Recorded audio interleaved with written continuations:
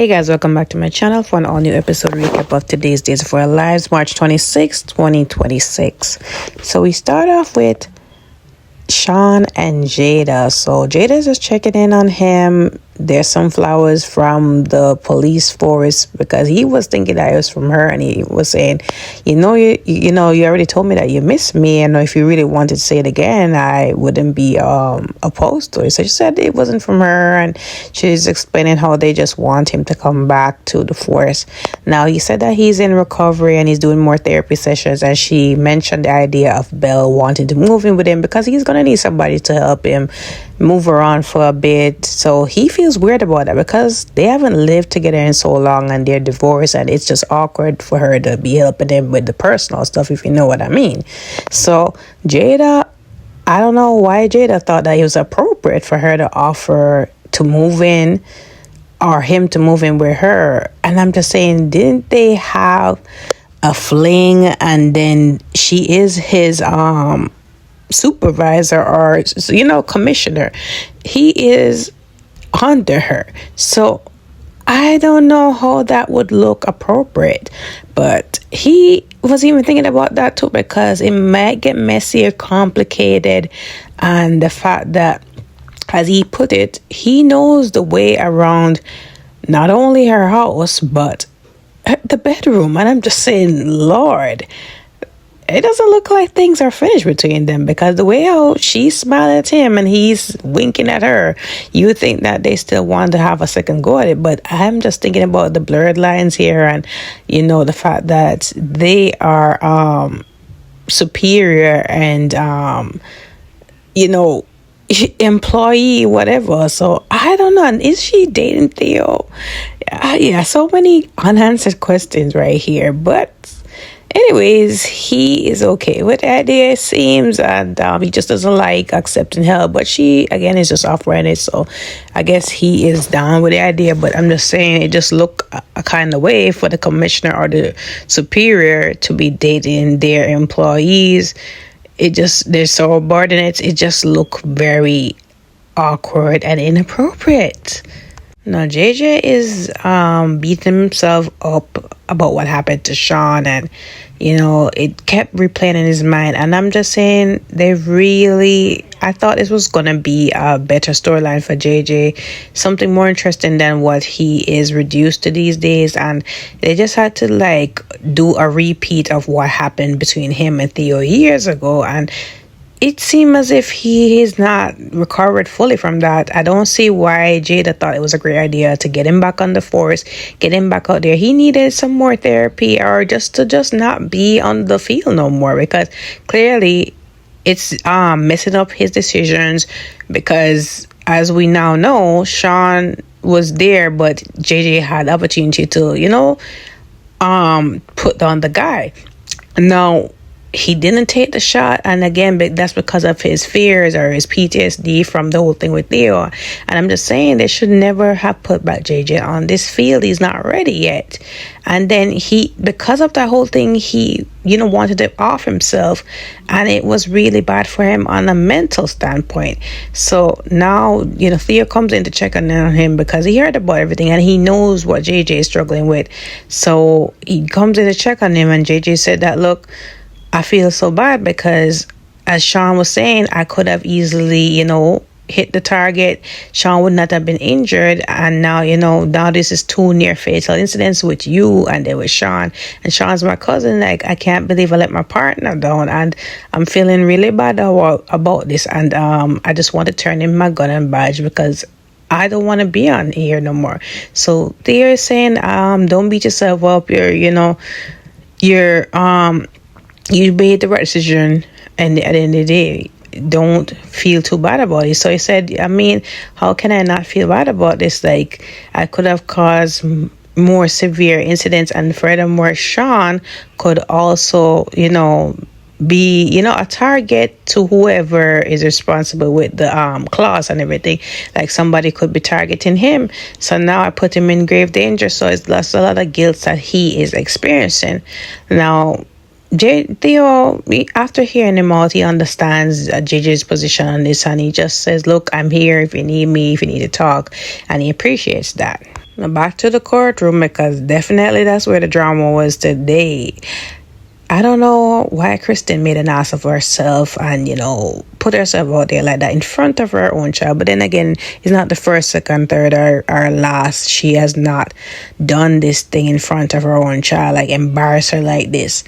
But anyways, she was there like, put the cuffs on me because this is not working and we're trying to do it by the book and do it your way and you're not listening and all of that. So the judge is saying, like, if you want a round trip ticket or a one-way ticket to Statesville, that can be arranged. So all emotions are at the high, and Rachel is upset because she doesn't want her mom to go back to jail. And the judge, held a recess, and at this point Rachel is saying that, I want to testify. I want to say that I did what I did, and I don't want you to go back to jail. Like, I'll do what I have to do. Now, while this is talking is going on, Brady, Belle, they are upset. Melinda's upset at her client because she's saying, like, Kristen, from now on, just say yes and no. Don't say nothing more, no more outbursts. Do you understand me, right? And Kristen is like, she's not trying to hear me at all and blah, blah, blah. So anyways, the judge comes in and Rachel, she asks Melinda if, they're willing to go through this again and whatever. So Rachel says, I would like to testify. I would like to say that I was the one who shot my uncle, not my mom.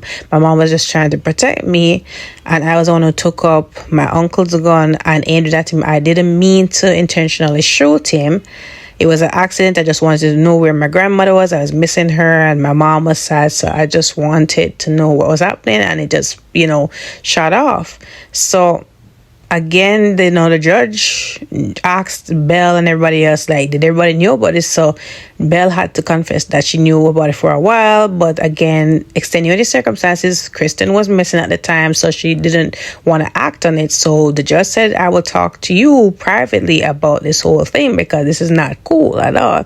So anyways, the judge said that she will look at the statements from Belle. Belle is going to also Belle talked about Rachel's time at Bayview from her therapist also, and how it's being done, and that she's doing well on that. She's on medications, serious intensive therapy, and that's been going well. So the judge said that she would review that and also hear from the victim. So Rachel was sent home with Tate, and it was just time for EJ to come about.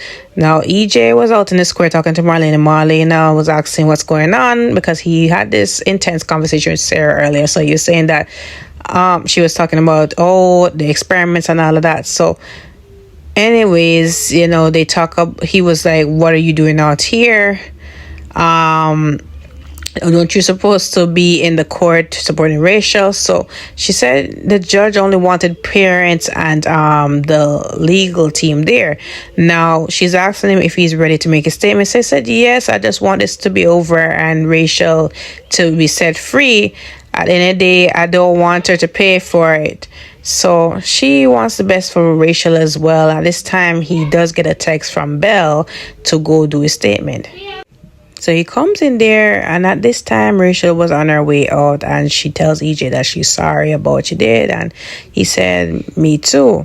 So he comes in, he looks at Kristen and Brady, and at this time, the judge is back, and EJ just goes over his statement, basically saying that Rachel did grab the gun that he took from his own son, which Belle also clarified as well, and his mistake was just to not put it back up. So when his niece came in and confronted him about what's happening with her grandmother missing, that's when she took up the gun and pointed it at him. But again, it was accidental.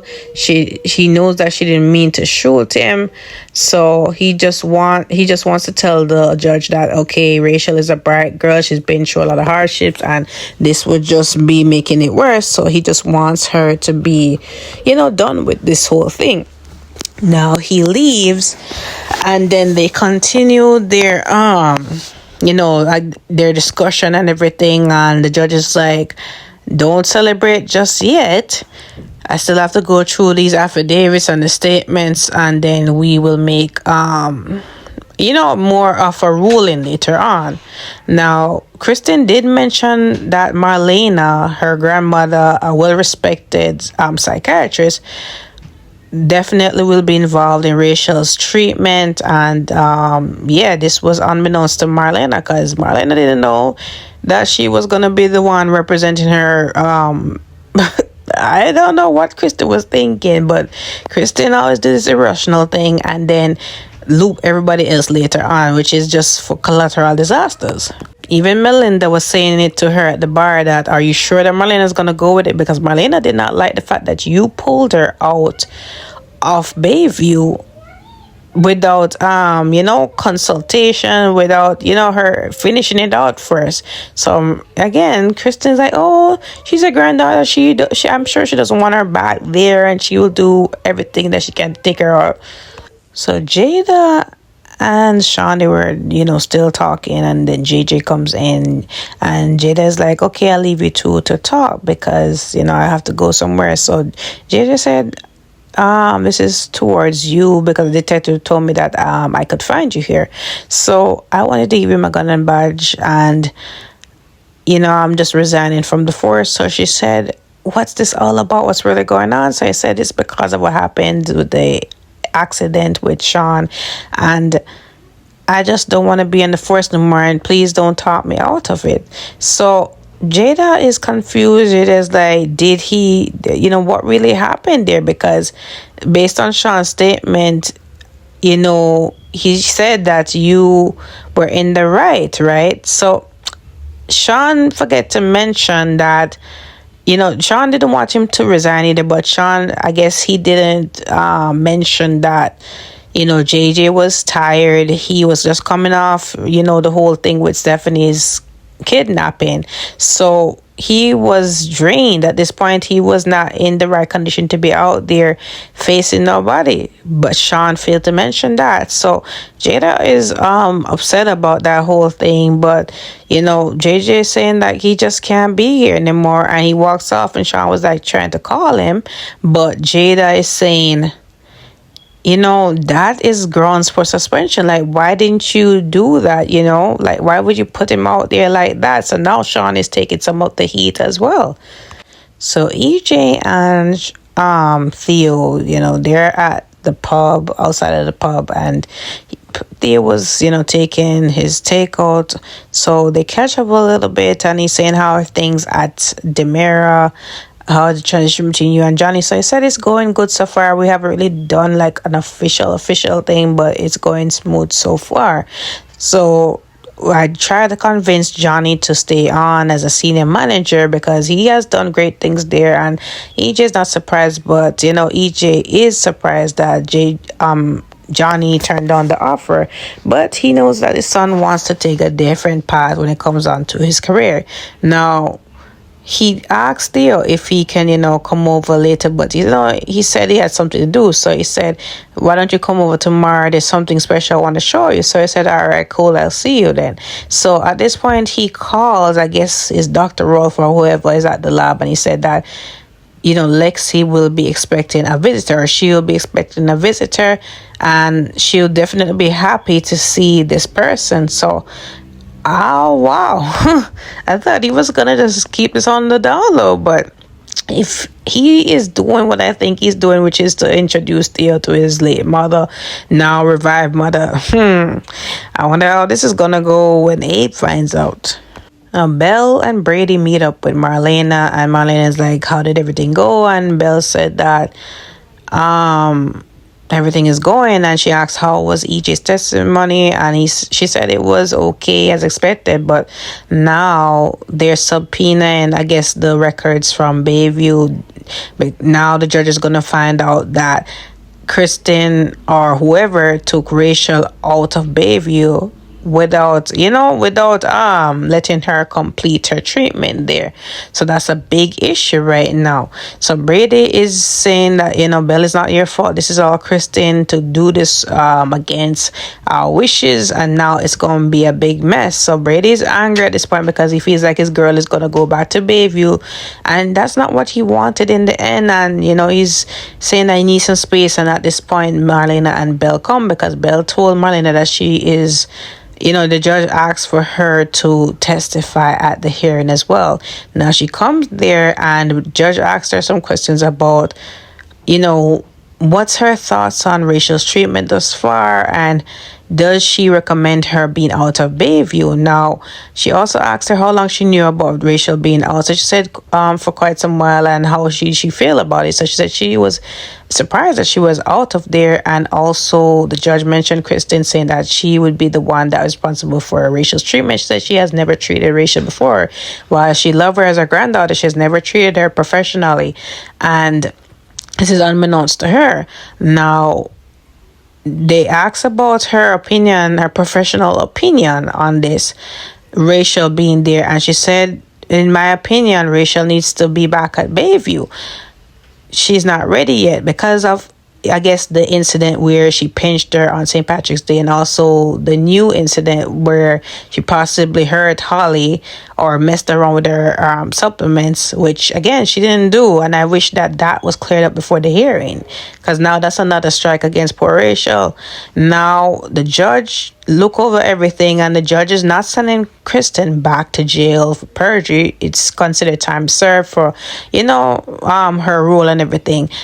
That is good. However, looking back over everything and based on Marlene's opinion, Rachel needs to go back to Bayview. So now, of course, Kristen's giving the dirty side eye, and Brady's upset about it, Belle, everybody. But I agree with Marlene's opinion not to go back to Bayview, because Bayview, honestly, I don't think it's secure enough. And the amount of things that they, get away with there, it's alarming, because it's a mental facility and there's not a lot of high security measures there. I think she could do with better, continued therapy, and maybe at a different institution than Bayview. And then you have Looney Sophia over there, so I don't think it's great. And I think that even Kristen, the lawyers that Kristen should have mentioned all the issues that happened at Bayview, especially with Sophia, and the conditions that are there. Because I don't agree with that part, but I do agree with that Rachel does need continued therapy. She needs to be,